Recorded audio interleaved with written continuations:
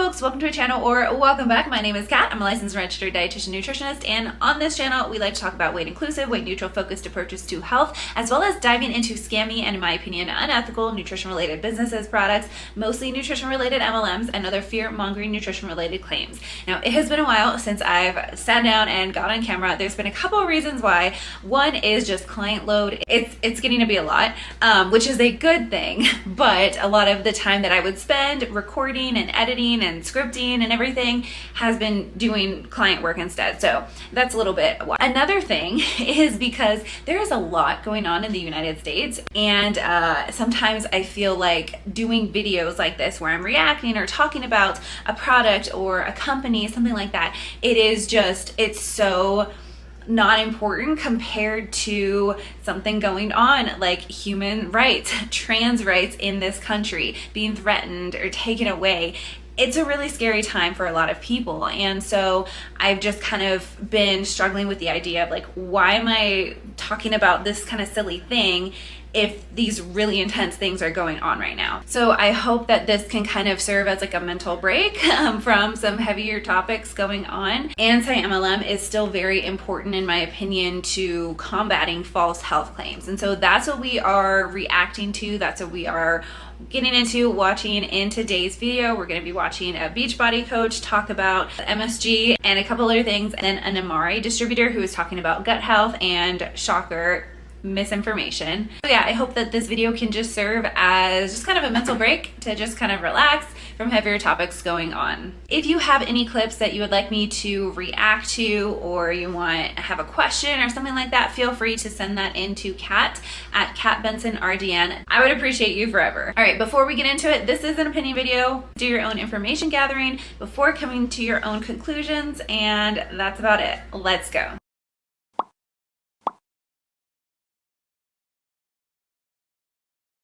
This first one was sent to me by Caitlin. Thank you so much for this. I really appreciate that. I'm going to fast forward through the majority of this. The beginning, she is basically saying that she had some like bumps and they were just not going away. And so she was using different kind of topicals, and then she switched to an antibiotic and was using that long term. And then her mom decided to work with someone and they did testing, and they included muscle testing and some kind of nutrition testing. That's where we kind of jump into the rest of the video that I want to talk about. Let's go ahead and start watching. It was just like, it wasn't really a rash, but it was just like these weird breakouts. I can't really explain it. It looked like a pimple, as one does, like starting out. They didn't hurt though, so it would be raised and red, and it would just stay like that for weeks and weeks and weeks. We found through her testing, her muscle testing, her nutrition response testing, that the main contributor to these breakouts that I was having was my body reacting to MSG, monosodium glutamate, which is a manufactured thing to make food taste better and for you to be addicted to said food and crave it.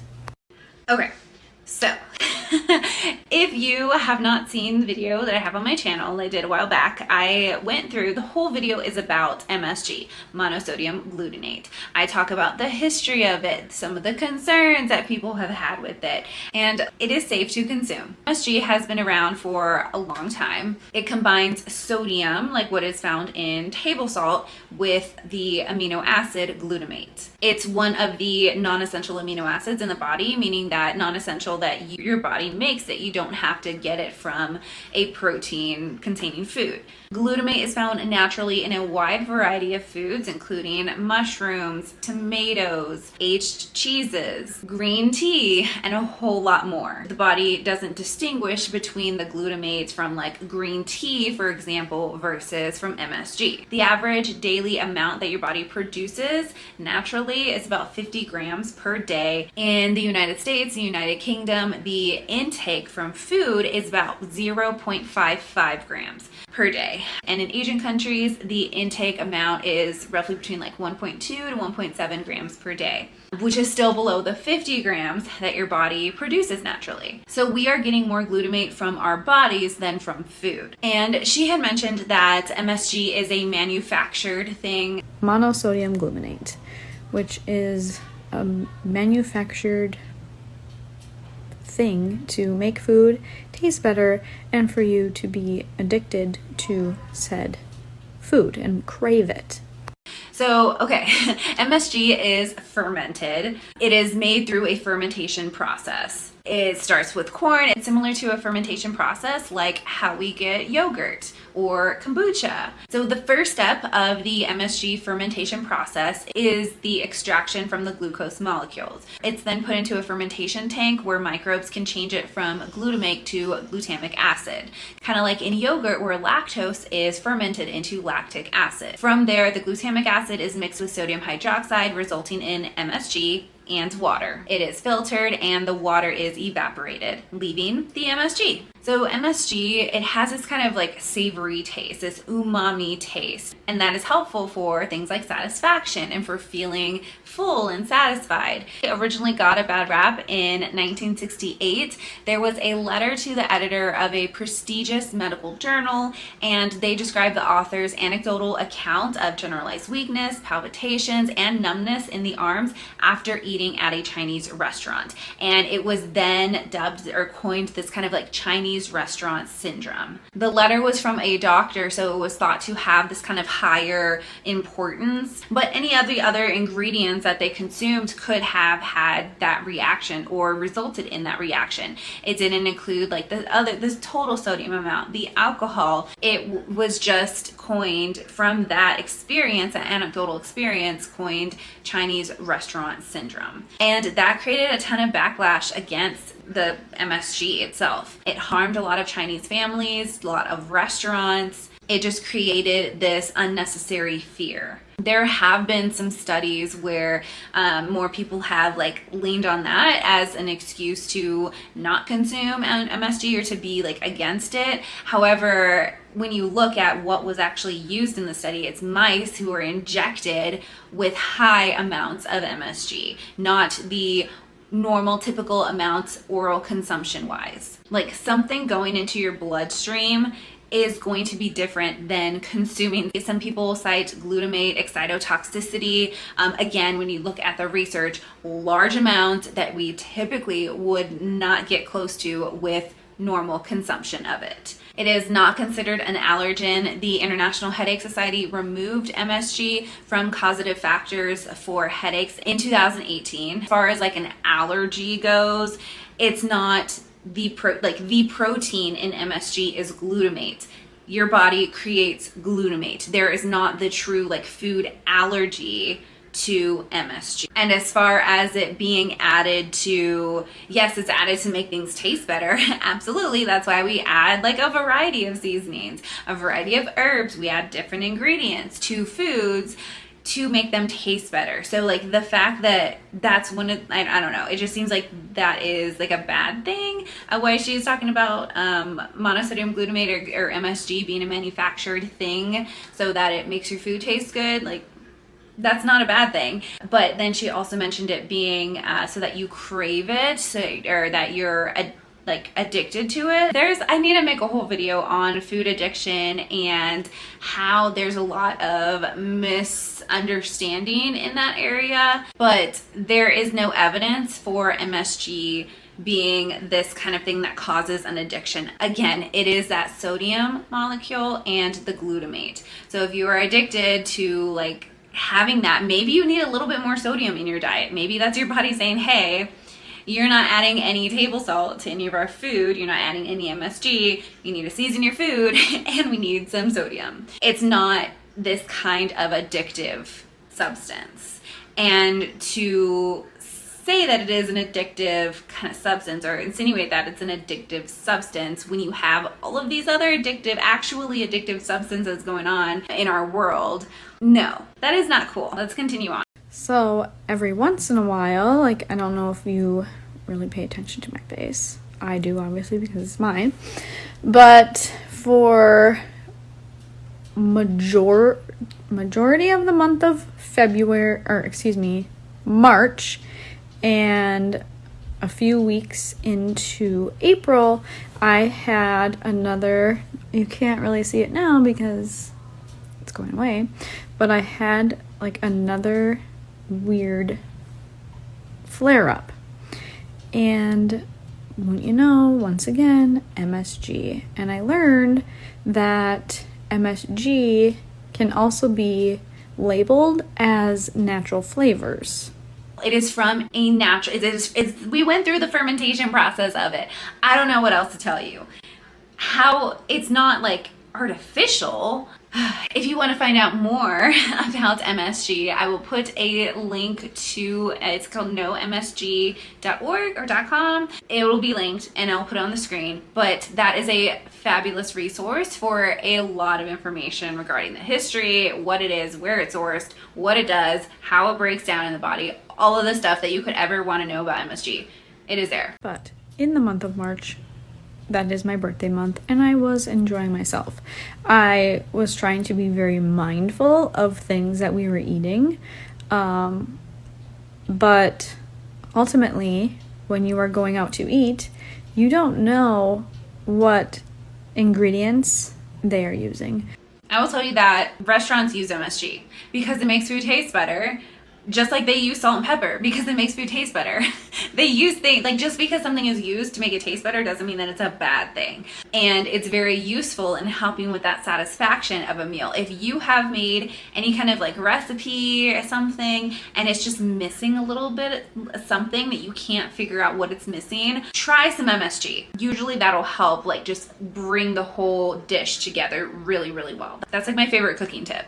My body was just like, hello, stop eating out. And okay, so she mentions like she was eating out, it was her birthday month, and happy birthday to this Beachbody distributor. If you're eating out, there could be so many other reasons why you are getting that bump on your face again. To just, it reminds me of how the fear around MSG originally started. It was someone's anecdotal experience and they were consuming a whole lot of other things outside of that MSG. And if you were eating out, it sounds like it was multiple times. Could it be like the fats in there, the higher amount that maybe your body's not used to? Was your hydration status changed? Like what else is going on? Did you have the same face care washing routine? Like just to say that you were eating out all the time and then like you have like a blemish or like a pimple starting to like show up on your face and then just like assume it to be the MSG. It just reminds me a lot of that letter of why the fear of MSG started in the first place. Pay attention to labels like you have been, but slacked. And I worked with, and then really my team now, I have a little team of NRT specialists that have been helping me out, and we've gotten that cleared up. But the whole point of this little rant is that I wish that was the normal, that we focused on the root cause of things instead of just throwing medications at something. I do believe there is absolutely 100% a time and a place for medication. I'm not discrediting that whatsoever. I think, that has come a long ways and it can be helpful. I'm just saying that it always isn't. It shouldn't be used as the first option every single time without taking a good look at the whole picture and assessing all avenues. Yeah, you can have that opinion and also not try to like demonize MSG. Of contributors. So it just further drives my passion for our nutrition and our wellness. I don't need anybody who has a passion for nutrition and wellness to be spreading misinformation. Like, it's one thing if you're like, you know, you don't like fully know everything. I don't know everything about nutrition, right? Like I've been formally studying nutrition for over a decade. I've been practicing as a dietitian for like 8 years, I think this year. Yeah. Where is the time going? Like 2 months, I'll be 8 years practicing as a dietitian. So studying it for well over a decade. And I still don't know everything, right? Like I'm consistently learning new things like on a regular basis. I'm not just like saying that, like it is literally true. I'm continuously learning more about nutrition. I don't expect everybody, the general like random person to like know a lot about nutrition, right? But if you are passionate about it, and if you're like a BODi coach and like telling people about nutrition and stuff like that, and you're spreading this misinformation, that's where I have a problem. That is, you know, why I just really preach about reading labels. And it doesn't matter if you read the label if you don't understand what the ingredients are. And just because you can't pronounce something doesn't mean that it is bad. I did a reaction probably like 2 years ago or so. It was someone who was talking about they could not pronounce I think it was a certain B vitamin. They have their cat hairs flying around. It was the B vitamin. I can't remember which one it was, but they couldn't pronounce it. And so their thought was that it was a bad product. Like it was not a clean thing. And it was a B vitamin, something that they were already taking in the supplements that they were recommending. So like just because you can't pronounce something does not mean that like it's a bad thing. I don't know how to say that more clear. If you are telling someone to like read the ingredients, but they don't know that this long term is a B vitamin, it can look scary and they're gonna be like, no, that's bad. This is like such I overuse this picture. I think it's one of the best pictures I think that has the best graphics that I think has been ever created on the internet, because it just shows an example of all of the different ingredients in a blueberry, all of the ingredients that some people cannot pronounce, but they're going to be like fearful of it. And so like, what are you, when you're encouraging people to read the labels, like, yeah, that's a good thing, but like, they have to understand it too. Doing your research. Where are you doing your research though? Like, are you doing your research on like a random blog or like on a not evidence-based information place? Making sure that you're moving your body and staying healthy, because this is the only body that we get and we need to take care of it. Just like you take care of your car, you know, do routine maintenance on that. Like we need to do that for ourselves. If you want to, of course, there's no like absolute thing, like you have to do this. I enjoy that kind of strivement. I enjoy that, like when it comes to like just like physical movement and having like an intake of like nutrient dense foods. Like that's something that I think is fun. That's not gonna be for everybody though, and I don't want anybody to feel like they are less than if they don't pursue that to the same degree or in any degree, or like to feel like they have to and feel like guilty for not pursuing their physical health. Like you could say the same thing for like mental health or like social health or like any other aspect of health. I don't prioritize other parts of my health as much as I do like other parts of my health, right? And so that doesn't make me better than somebody who doesn't, right? Like it's just there's so much when it comes to health, and it's a personal choice, and I think it should stay like that, and we don't need to make anyone feel guilty for pursuing it or not pursuing it.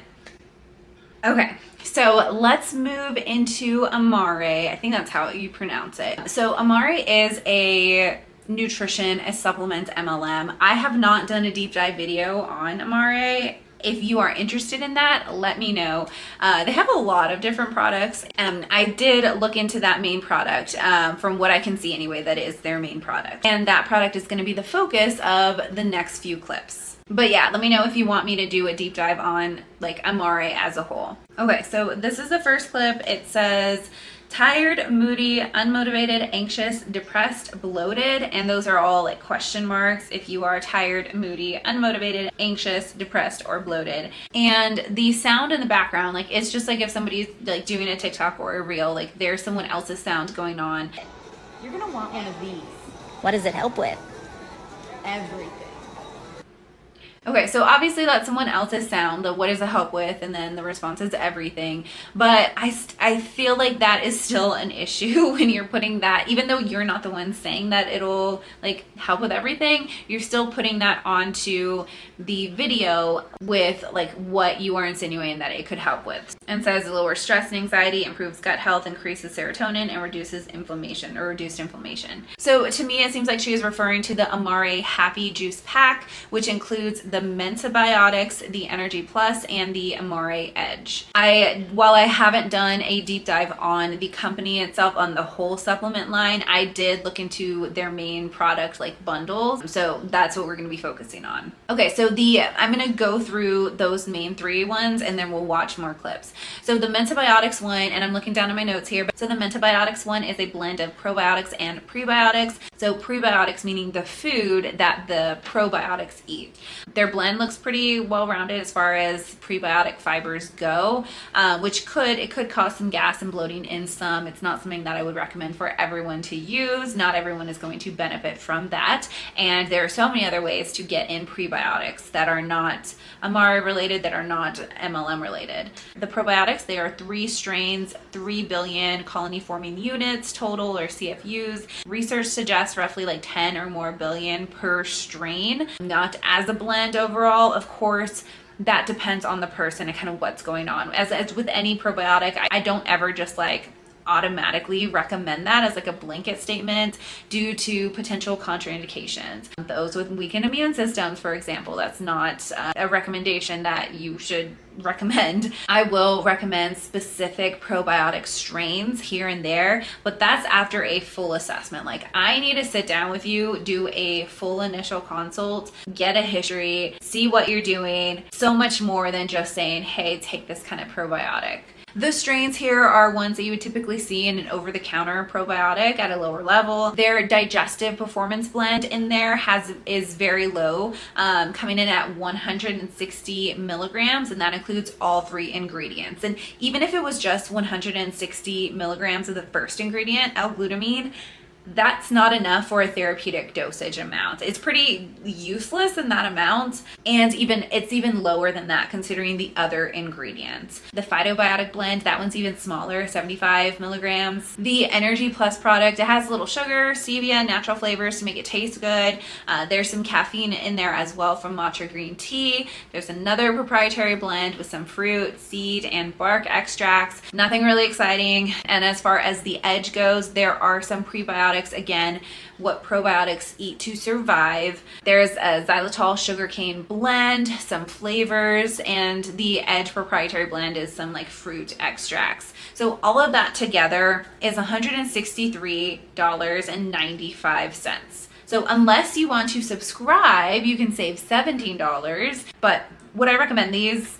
No. There are so many other options for so much less for what this like product line is advertising and what it's helping, like advertising that it's helping with. There's so many other options. I am not a fan of like just throwing supplements at clients. Sometimes supplements can be very helpful.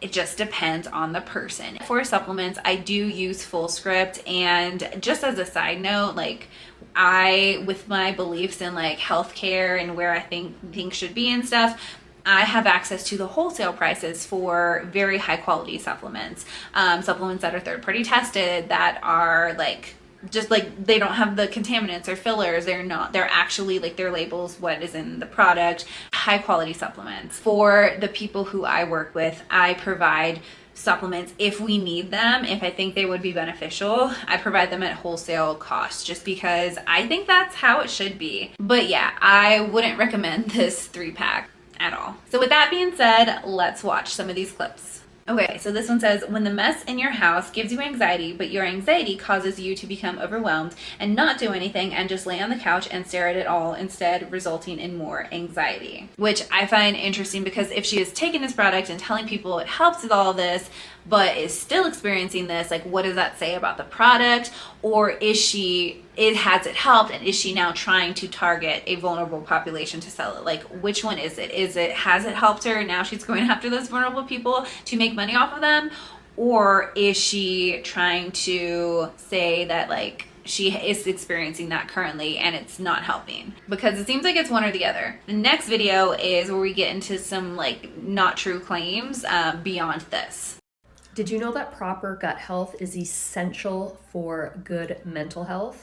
For instance, serotonin, which is a feel-good neurotransmitter that helps you feel less anxious, more focused, and happier. Only 5% of serotonin is actually made in the brain, and 95% of it is made in the gut. So when your doctor prescribes you anti-anxiety pills or antidepressants, that's only going to be working on producing of that 5% in the brain. If you're overall deficient of serotonin in the body, there are ways you can increase it in the gut. I have been taking supplements for the last 3 months that are clinically proven to increase the serotonin in your gut. I've noticed a huge reduction in my anxiety, my depression, my mood has been lifted, and I just overall feel great during the day. The products I use are linked in my bio, but if you'd like information. That just sounds so scripted. I don't know.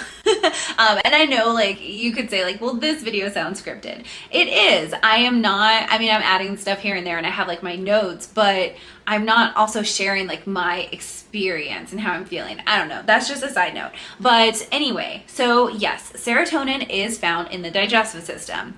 That doesn't mean that it has the same impact as the serotonin that is outside of that. We know that compounds can have different jobs. For example, serotonin in the digestive system helps with mucus production. It also helps to inhibit gastric acid secretion when needed. It also has other jobs too. Serotonin that is in the digestive system doing its job, different roles, what it's supposed to be doing there, it does not cross the blood-brain barrier.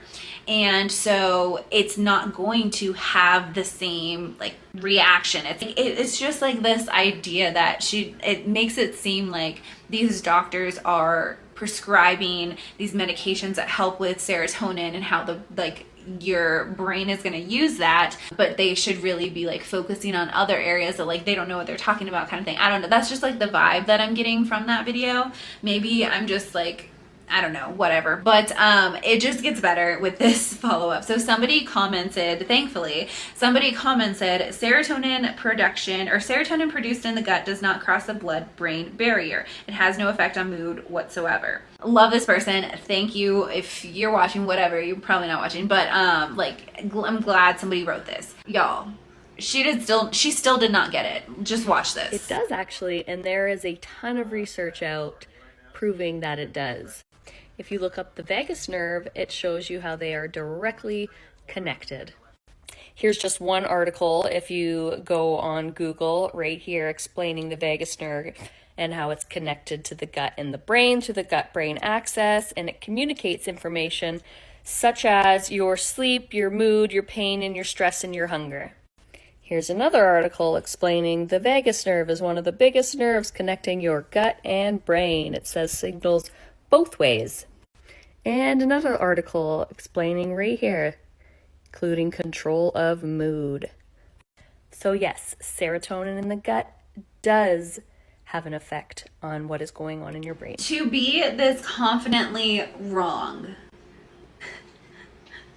she debunked this person's comments about serotonin not crossing the blood-brain barrier by the vagus nerve being connected, by saying that the vagus nerve connects the two, connects the gut to the brain. Which, yes, that is true. There is a nerve. The vagus nerve is a real thing. That does not mean that serotonin crosses the blood-brain barrier. Those are two completely different things. The confidence in being so wrong, I can't. Oh my gosh. Like, here's an article from the International Journal of Biochem Cell Biology. It published a paper titled The Ever-Changing Roles of Serotonin. It was published in 2020. I just feel like some distributors hear serotonin and think mood support and then stop thinking there. Like, that's commonly misunderstood. Some serotonin in the digestive system isn't going to your brain for mood support. 5-HT, which is serotonin's abbreviation, says it cannot readily cross the blood-brain barrier. The central and peripheral pools of 5-HT or serotonin are anatomically separated. As such, act in their own distinct manners. Like, yes, it has an impact on the vagus nerve, which does connect the brain to the digestive system. That is not the same thing. I just can't say it enough times because this person literally told her. She still was so smug in explaining how there was evidence when the evidence that she provided was completely different than what that comment was saying. It does not cross the blood-brain barrier. The vagus nerve is not the blood-brain barrier. And this is why I have said it many times and I'll continue to say it again. I don't mind, obviously, when people don't recognize that, like don't know that. Of course, like, yeah, absolutely. When you are selling a supplement, when you are making content health related about these supplements and what it does in the body, but you don't have that background, that and you're giving information that is wrong, that is where my concerns come up. If this is what you're selling, if you are so adamant about saying that these fix anxiety and these fix everything, but like you're not seeing the difference between the blood-brain barrier and the vagus nerve, and how those react, how those act in the body, I am concerned for any kind of health product that you're selling. This is where health misinformation comes into play. This is why so many people are confused when it comes to nutrition and health. And they say like, so many things contradict one another. Like, not really. It's just a lot of misinformation. And MLM is in my opinion, a big reason why so much nutrition and health misinformation exists. It's not the only reason, but it's a huge reason. And this is a great example. All right, so that wraps it up for this video. Thank you again. If you are still here, I appreciate your patience, your kindness, your just time. I know that you have so many other options of things to watch in this moment right now. And so I just appreciate you so much. And if you could leave a like, make sure you're subscribed, and remember, you can strive for health without subscribing to diet culture. I'll see you later. Bye.